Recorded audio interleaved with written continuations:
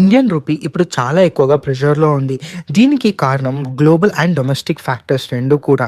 దీంట్లో మెయిన్ కారణం ఏంటి అంటే ఇండియా యొక్క ట్రేడ్ డెఫిసిట్. ఇది దగ్గర దగ్గర $37.8 బిలియన్ చేరుకుంది నవంబర్ 2024 కాను. అలాగే మనకి ఇది కరెంట్ అకౌంట్ డెఫిసిట్‌లో కూడా యాడ్ అయ్యేసరికి మన రూపీ ఇంకా ఎక్కువగా ఫాల్ అవుతూ ఉంది. అండ్ గ్లోబల్ ఫ్రంట్‌లో చూసుకున్నట్టయితే యూఎస్ డాలర్ కూడా చాలా బాగా పెర్ఫార్మ్ చేస్తుంది. ఎందుకంటే యూఎస్ ఎకానమీ చాలా బాగా పెర్ఫార్మ్ చేస్తుంది.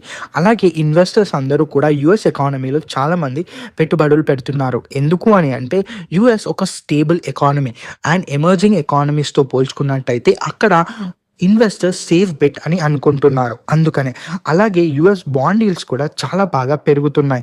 ఎందుకు అంటే ఫెడరల్ రిజర్వ్ కట్టింగ్ రేట్స్‌ని కట్ చేస్తుంది అనుకుంటే అలాగే ఉంచింది కాబట్టి. సో దీంతో యూఎస్ ఇన్వెస్ట్మెంట్స్‌ని ఇంకా ఎక్కువగా అట్రాక్ట్ చేస్తున్నాయి ఫారిన్ ఇన్వెస్టర్స్‌ని.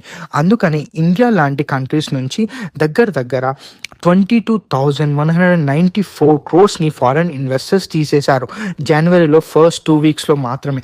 అండ్ దీనికి తోడు మనకి ఆయిల్ ప్రైసెస్ కూడా చాలా ఎక్కువగా వాలటైల్‌గా మారాయి.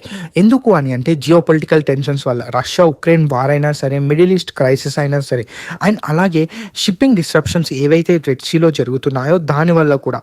సో ఇలాంటి టైంలో India 88% of the crude oil ఏదైతే ఉందో మనం ఇంపోర్ట్ చేసుకుంటాం. సో దీని ద్వారా మన ఆయిల్ బిల్ అండ్ మన ట్రేడ్ డిఫిసిట్ మీద ఇంకా ఎక్కువగా ప్రెషర్ పడుతూ ఉంది. సో అందుకని రూపీ ఇంకా ఎక్కువగా డీవాల్యూ అవుతుంది. సో మనకి ఈ రూపీ డీవాల్యూ కావడం వల్ల మెయిన్ ఛాలెంజెస్ ఏంటో కూడా తెలుసుకుందాం.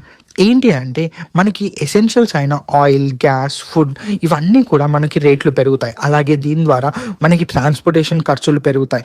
హౌస్ హోల్డ్స్ అండ్ బిజినెసెస్ అన్నీ కూడా చాలా ఎక్కువగా ఎఫెక్ట్ అవుతాయి. అండ్ ఏవైతే sectors imports and exports, energy, electronics, chemicals, transportations ఇలాంటి సెక్టార్స్ ఉన్నాయో దాని ద్వారా ఆపరేషనల్ కాస్ట్లు కూడా పెరుగుతాయి అక్కడ.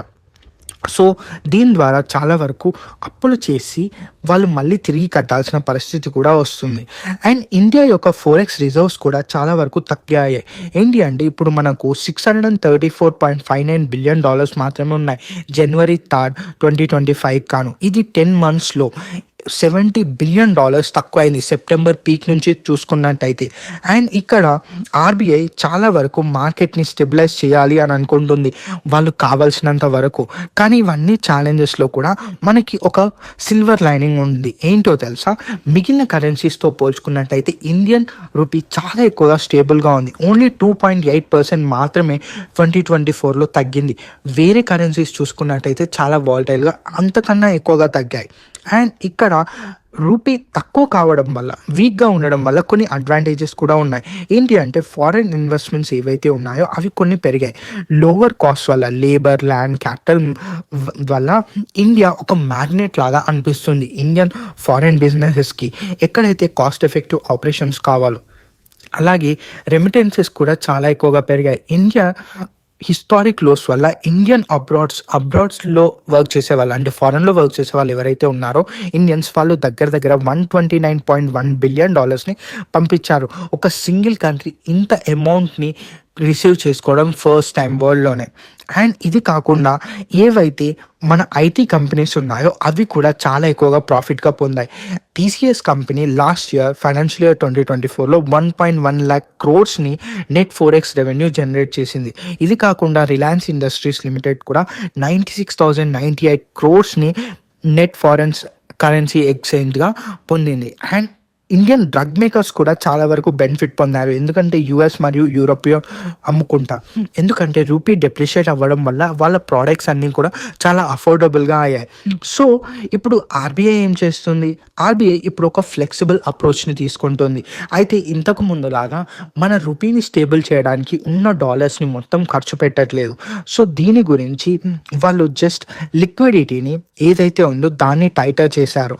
అలాగే దీని గురించి మన higher interest rate, short term loans ఏవైతే ఉన్నాయో అవి హయ్యర్ ఇంట్రెస్ట్ రేట్స్కి చేశారు. సో దీనివల్ల కొంచెం వాలటిలిటీ తగ్గుతుంది అని చెప్పేసి మన లిక్విడిటీని బూస్ట్ కూడా చేయడానికి. సో ఇలా మన రూపీని కంట్రోల్ చేయడానికి చూస్తున్నారు. సో మీరేమనుకుంటున్నారు అండ్ మీ ఫైనాన్సెస్ ఎలా యూస్ చేసుకుంటున్నారు? మీరు రూపీ డివాల్యూ అవ్వడం వల్ల డైరెక్ట్గా ఎఫెక్ట్ అవుతున్నారా? ప్రతి ఒక్కరం అవుతాం, కానీ మీరెంత ఎఫెక్ట్ అవుతున్నారో ఆలోచించుకోండి. Thank you very much.